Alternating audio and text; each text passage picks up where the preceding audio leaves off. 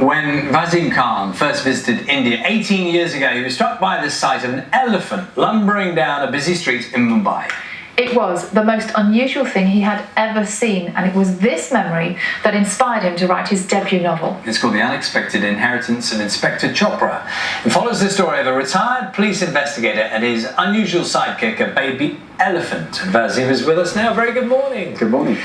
So this is inspired. Just give us the sort of backstory. You spent quite a bit of time in India yourself. I did indeed. I was there for 10 years.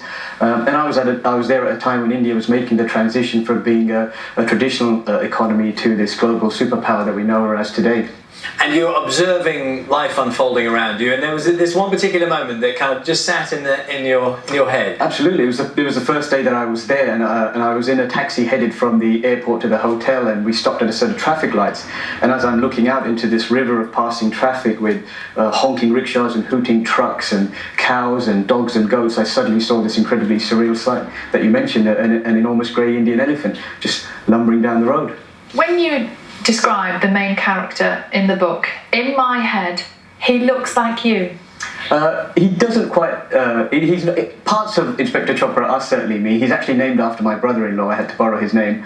But in terms of who he is, he shares a lot of the values that I hold dear. So Inspector Chopra is a man who cares about justice, and in India, unfortunately, sometimes if you have money and influence, you can escape the consequences of your actions, and that doesn't sit well with Chopra or me. So yeah, some parts of him are definitely from me.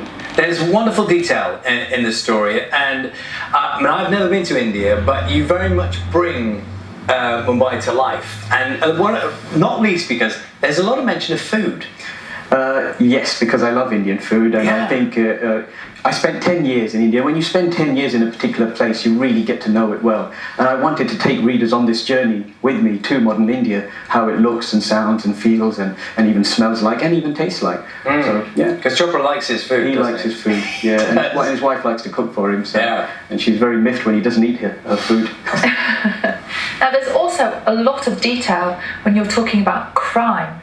How do you know so much about that? Is it because of your day job? I would like to give the credit to my colleagues. I work at University College London at the Department of Security and Crime Science.